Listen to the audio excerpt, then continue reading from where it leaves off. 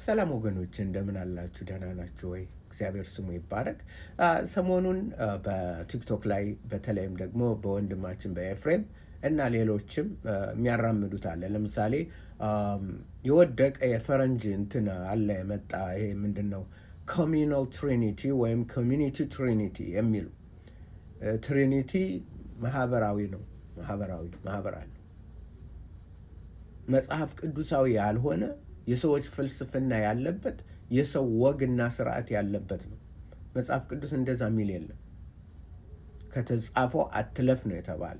መጽሐፍን ልንፈትሽና መጽሐፉን እንደሚለው ልንናገር ግድ ነው።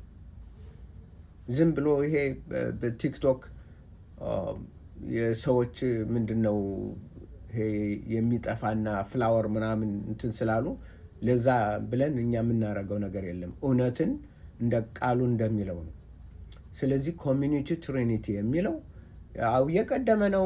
እንትን አሉ የቸርች ፋዘር ምናምን። እኛ የቸርች ፋዘርን አይደለም የምንከተለው መጽሐፍ ቅዱስ ነው። እግዚአብሔር ይሰጠናል። ሁላችንም እኩል አድርጎ ነው መጽሐፍን የሰጠን። ለከሌ የተለየ እንትን መገለጥ የሰጠው የለም። ስለዚህ እኛ ራሳችን በዘመናችን ከቸርች ፋዘሮች በተቻለ መልኩ ልንማር ምንችልበት ነው። እነሱ የሁሉ አራማይክ እዚህ ላይ አንድ ማስቀመጥ እችላለሁ። አራማይክ ከዚህ ላይ፣ ግሪክ ከዚህ ላይ፣ እንግሊዘኛ ከዚህ ላይ፣ ሂብሩ ከዚህ ላይ አንድ ላይ አድርጌ በኮምፒውተር እንትን ማለት እችላለሁ፣ አናላይዝ ማድረግ እችላለሁ። ይሄ እድል አልነበራቸውም፣ አባቶቻችን አልነበራቸውም። በሌትና ቀን ወረቀት እንኳን አይገኝም። መጽሐፍ ማግኘት ራሱ በዛን እንትን ነው። መጽሐፍት በጣም ውድ ነበር። በእኛ መጽሐፍ አንድ ሄደን ልንሸከመው ማንችል መጽሐፍ መግዛት እናንትን ማለት እንችላለን። ስለዚህ አባቶቻችን የነበሩበት እንትን አለ እና ስለዚህ መጽሐፍ ቅዱስ የማይለውን አትበሉ። ይሄ ሄረሲ ነው፣ ንፏቄነት ነው። እግዚአብሔር የማይለውን አንበል። እና ደግሞ ሌላው ወንድማችን ኤፊ ኢየሱስ የራሱ ፍቃድ አለው፣ መንፈስ ቅዱስ የራሱ ፍቃድ አለው፣ አብ የራሱ ፍቃድ አለው። ነገር ግን ማሰሪያው ፍቃዳቸው አንድ ነው። እንደዛ የሚባል ግራ የሚያጋባ ነው። ለብዙዎቻችሁ ግራ ተጋብታችኋል። እና አንዳንዶች የምታንጨበጭቡ አላችሁ፣ ማንጨብጨብ ትችላላችሁ። እውነቱን ግን መቀየር አትችሉም። የስላሴ ፍቃድ አንድ ነው። ስላሴ እኛን ያዳነበት ፍቃድ አንድ ነው። ጌታ ኢየሱስ ክርስቶስ በስጋ መጥቶ ኢየሱስ የተናገራቸውን በትክክል መረዳት አለመቻል። አንደኛ ኢየሱስ ክርስቶስ ፍጹም ሰው ፍጹም አምላክ ነው። ቃልም ስጋ ሆነ፣ ጸጋና እውነትም ሞልቶ ከእኛ ዘንድ አደረ። ስጋ ሆነ።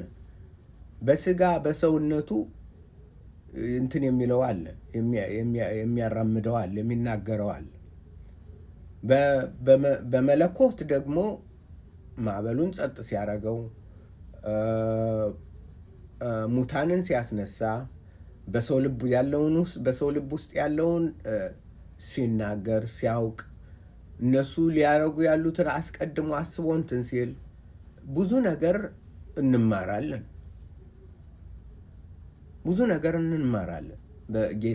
በጌታ በመለኮታዊ እንትኑ ማለት ነው። ለምሳሌ ወደ ሳምራዊቱ ሴት ወደ ሲካር መሄድ ግድ ሆነበት ይላል። ለምንድን ነው? ምክንያቱም ያ መለኮታዊ ነው፣ ያውቀዋል። ከጥንት ጀምሮ የሚያውቀው መጥቶ ሊሰራው ያለ ሊያከናውነው ያለ ያንንን ያውቀዋል። ኢየሱስ ያውቃል። በስጋው ደግሞ ደከመ፣ በስጋው ደግሞ ደማ፣ በስጋው ደግሞ ውሃ ጠማኝ አለ፣ በስጋው ደግሞ ተኛ። በስጋ ይህ ነው እኮ ፍጹም ሰውና በሰውነቱ ማለት ነው። በስጋው ስል ሰው በመሆኑ ማለት ነው። በሰውነት ያሉ ይሄ ፍቃድ የራሴን ፍቃድ ሲል የሰማያዊ የራሱን ፍቃድ በስጋ ያለውን ነው። በሰማያዊ ግን ያው ነው፣ አንድ ፍቃድ ነው፣ የመጣበት ነው።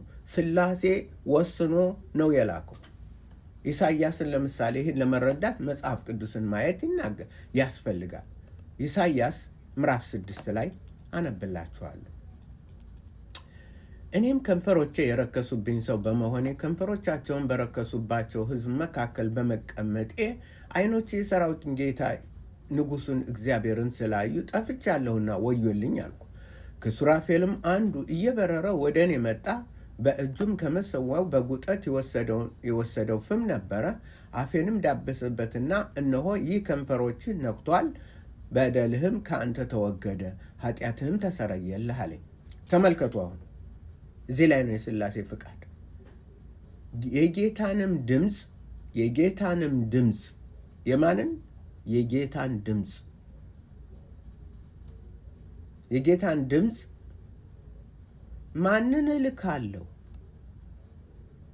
ማንን እልካለሁ?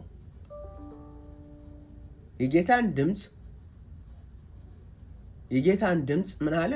ማንን እልካለሁ? ማንስ ይሄድልናል? ማንን እልካለሁ? ማንስ ይሄድልናል?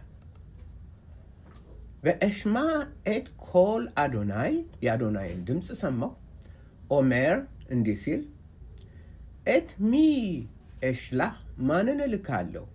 ኡሚ የለክ ላኑ፣ ለእኛስ ማን ነው የሚሄደው? ለእኛስ ማን ነው የሚሄደው? በኦማር ሂነኒ ሸላኸኒ፣ እኔም እነሆኝ ላከኝ አልኩ።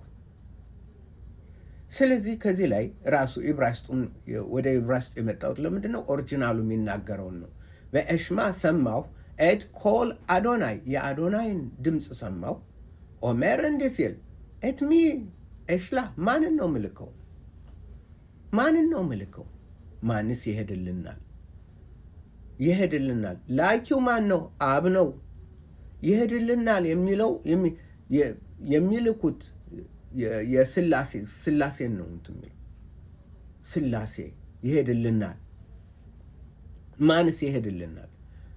የአብ የወልድ የመንፈስ ቅዱስ ፍቃድ የሚመጣ ተልኮ የሚያገለግል፣ የተላኩት እንኳን በስላሴ ፍቃድ ነው የሚያገለግሉት። ሂዱ በአብ በወልድ በመንፈስ ቅዱስ ስም እያጠመቃችሁ ያስተማርኳችሁን እያስተማራችሁ ደቀ መዛሙርት ያደርጋችሁ። በአብ ፍቃድ፣ በወልድ ፍቃድ፣ በመንፈስ ቅዱስ ፍቃድ። አንድ ፍቃድ ነው። ዓለም ሳይፈጠር የሆነ አንድ ፍቃድ ነው። እግዚአብሔር አባታችን እግዚአብሔር ላኪ ነው። አብ ላኪ ነው። ወልድ ተላኪ ነው። መንፈስ ቅዱስ ተላኪ ነው። መንፈስ ቅዱስን በሌላ ቦታ ላይ በኢሳይያስ 48:16 ላይ እንደዚሁ ይላል፣ እግዚአብሔርና መንፈሱ ልከውኛልና ይላል። ወልድ ነው ያን የሚናገረው። አብና መንፈሱ ወልድን ልከዋል። ወልድም መንፈስን ይልካል። እኔን እልክላችኋለሁ አለ። ስለዚህ ነገሮችን መረዳትና ማስተዋል በጣም በጣም በጣም ተገቢ ነው። ዝም ብለን እንደመሰለን አይደለም የምንናገረው። እኛ የዳነው ኢየሱስ ተገዶ አይደለም እንትን ያለው። ነፍሴን እንትን እላታለሁ፣ ጥላታለሁ፣ አነሳታለሁ እኔ ራሴ ነው የሚለው ጌታ። የራሱ ፍቃድ ነው።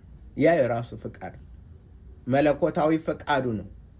እና ኢየሱስ ክርስቶስ ተገዶ አይደለም፣ በአብ ተገዶ አይደለም፣ ፈቅዶ ሊያድነን በስላሴ ማን ይሄድልናል ማን ነው ብሎ እንዳለው በመጨረሻ ወልድ መጣ። በኢሳይያስ ተባለ። በኢሳይያስ ተልኮ የነበረው እንደገና በመጨረሻው ወልድ ለኛ መጣል።